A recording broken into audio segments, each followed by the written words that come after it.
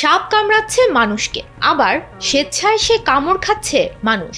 নারী, পুরুষ, শিশু সকলেই অপেক্ষা করছে সাপের কামড় খাওয়ার। ভিডিওতে দেখা যায় একটা গাছের ডালে সবুজ রঙের ছোট ছোট সাপ জড়ো হয়ে আছে। একটু পর এক বৃদ্ধ ছোট একটা সাপ তুলে নেন।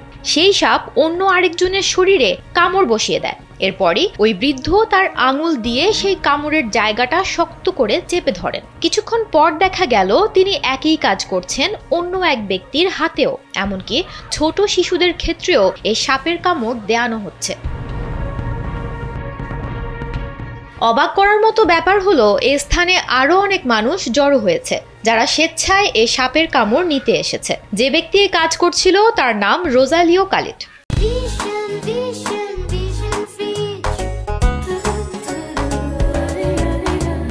স্থানীয়রা তাকে ডাকে দাতু কামান্দাগ বলে। তার দাবি, অতীতে তার পোষা একটি সাপ তাকে কামড়েছিল। 3 দিন পর তিনি লক্ষ্য করেন যে তার বেশিরভাগ অসুস্থতা সেরে গেছে। এই ঘটনার পর থেকেই তিনি এবং তার মেয়ে এই সাপের মাধ্যমে চিকিৎসা শুরু করেন। তারা বিশ্বাস করেন যে এই সাপের বিষের ঔষধি গুণাগুণ রয়েছে এবং এর মাধ্যমে রোগ নিরাময় হয়। দাতু কামান্দাগের মেয়ে জানান যে তারা যে সাপটি ব্যবহার করেছেন তা হলো এক ধরনের ফিলিপাইন পিট ভাইপার, যার নাম ট্রপিডোলেমাসের সাবানুলাটাস। ফিলিপাইনের মানব উপজাতিরা ঐতিহ্যগতভাবে বিশ্বাস করে এই সাপ বিষ নিরাময় এবং ঔষধি উদ্দেশ্যে ব্যবহৃত হয়। এই প্রথা তাদের সংস্কৃতি এবং ঐতিহ্যের একটি গভীর অংশ। সুমনা মোস্তফা, কালবেলা।